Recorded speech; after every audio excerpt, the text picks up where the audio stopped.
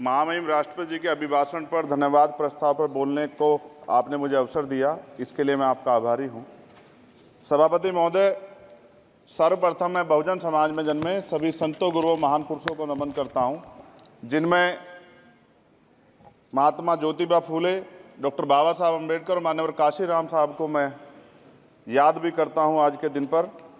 साथ साथ नगीना की महान जनता और भीम आर्मी और हमारी पार्टी आज़ाद समाज पार्टी काशीराम के साथियों का भी धन्यवाद करता हूं। इसके बाद अपने कुल गुरु जगत गुरु सदगुरु रविदास जी महाराज को भी मैं नमन करता हूं, जिन्होंने दुनिया को लगभग 600 साल पहले बेगमपुरा शहर के रूप में दुनिया का सबसे महान लोकतांत्रिक दर्शन दिया। अध्यक्ष महोदय, माननीय सभापति जी, 14 अगस्त 1947 को ये देश अंग्रेजों के अधीन था। 15 अगस्त 1947 को हम लोग आज़ाद हुए। 16 अगस्त 1947 को देश आज़ादी में था, लेकिन धन धरती राजपाट में बंटवारा नहीं हुआ। जो साधन संसाधन थे उनमें बंटवारा सही रूप से न होने के कारण एक बहुत बड़ी आबादी सुविधाओं से वंचित और सम्मान से वंचित रह गई। उनको सम्मान देने के लिए और अंतिम व्यक्ति तक सुविधाएं पहुंचे, इसके लिए लोकतंत्र की व्यवस्था हुई। लेकिन आज़ादी के 70 साल बाद भी हम कहाँ खड़े हैं, इस पर ये चिंता का विषय है। मैं मानता हूं कि सामाजिक न्याय तभी होगा माननीय सभापति जी, जब जातीय जनगणना पूरी होगी और जातीय जनगणना कराई जाएगी और साथ साथ संख्या के आधार पर आरक्षण जो है वंचित वर्गों का बढ़ाया जाएगा। उसके साथ साथ जब राष्ट्रपति जी अभिभाषण पर बात रख रही थी तो उन्होंने शहरी और ग्रामीण क्षेत्रों के विकास की बात कही और ये भी कहा कि दुनिया में सबसे उत्तम शहर हमारे यहाँ बने। लेकिन माननीय सभापति जी, 70% आबादी तो गांव में निवास करती है, तो गांव की आबादी के बारे में भी सोचना होगा कि उनका जीवन कैसे बदले। माननीय सभापति जी, उच्च शैक्षणिक संस्थानों में बहुजन समाज के जो छात्र हैं उनके साथ कास्ट एट्रोसिटी हो रही है, निरंतर उनकी हत्या हो रही है। साथ साथ जो सरकारी कर्मचारी हैं दफ्तरों में, उनके साथ भी जो SC ST OBC और मुस्लिम और अन्य धार्मिक अल्पसंख्यक, उनके साथ भी माननीय सभापति जी जातिगत और धार्मिक जो है शोषण किया जा रहा है। इसलिए मेरी मांग भी है कि पुरानी पेंशन को भी अध्यक्ष जी बहाल किया जाए। जो कर्मचारी देश की सेवा में लगे हैं उनका भी सम्मान होना चाहिए।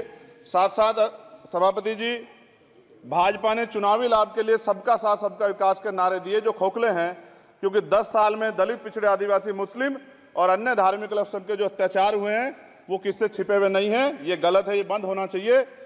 सभापति महोदय जी, महामहिम राष्ट्रपति जी के अभिभाषण में निजी क्षेत्रों में SC ST OBC को रिजर्वेशन देने का कोई उल्लेख नहीं हुआ है, जो कि आज चर्चा का विषय, क्योंकि 98% प्राइवेट सेक्टर है, 2% सरकारी सेक्टर है, तो 98% प्राइवेट सेक्टर में भी हमारी हिस्सेदारी की बात होनी चाहिए। माननीय सभापति जी, आशा कार्यकर्ताओं, आंगनबाड़ी वर्करों, भोजन माताओं के वेतन वृद्धि पे भी कोई उल्लेख नहीं हुआ है, वो भी अभी नंगे, उन पर भी सोचना पड़ेगा। माननीय सभापति जी, जिस क्षेत्र से मैं चुन के आऊँ नगीना से, वो बहुत पिछड़ा क्षेत्र है। उस क्षेत्र में कोई विशेष आर्थिक पैकेज नहीं दिया गया, रोजगार की सेवाएं नहीं है, नौजवान पलायन करता है। IIT, IIM, एम्स, केंद्रीय विद्यालय आदि शिक्षा में और चिकित्सा संस्थानों की स्थापना होनी चाहिए, जो कि नहीं है। और माननीय सभापति जी, मानसून सत्र आ गया है, मेरा क्षेत्र बाढ़ से बहुत प्रभावित है, इसलिए मैं आपसे आग्रह करूंगा कि वहां के लोगों को बाढ़ से निजात दिलाई जाए।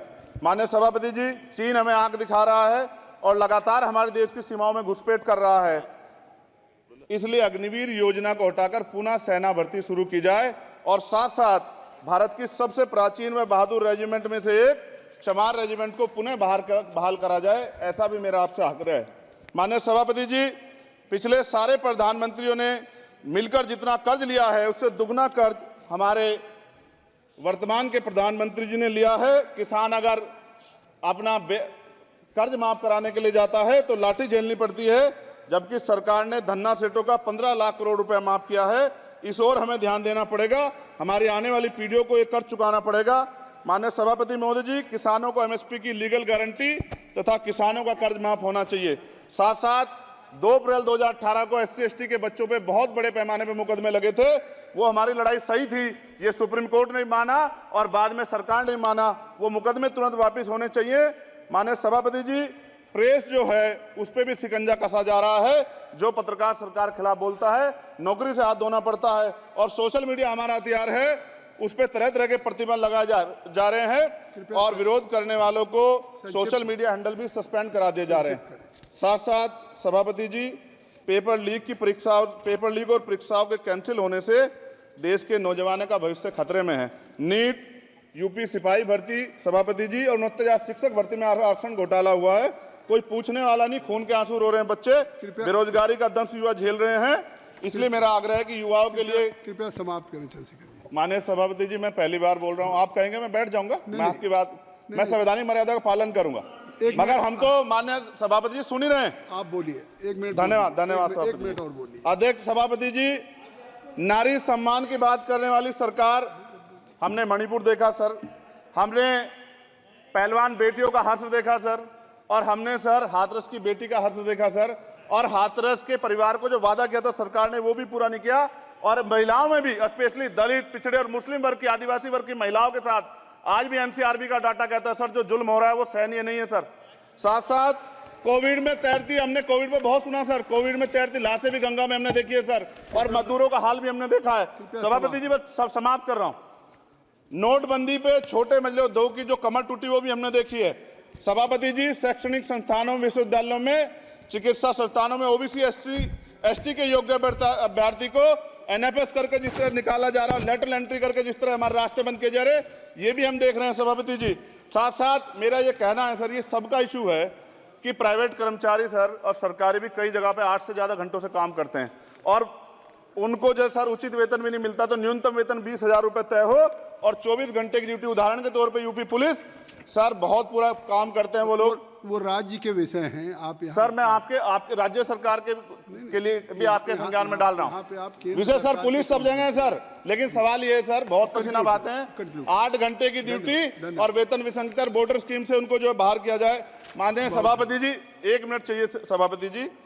राष्ट्रपति जी ने धर्म के बारे में बात की थी, राम मंदिर से पहले हमारे गुरुघर तुगलकाबाद का फैसला आया था राष्ट्रपति जी, वो सभापति जी अभी तक दिल्ली में स्थित सदगुरु रविदास जी महाराज का गुरुघर नहीं बना।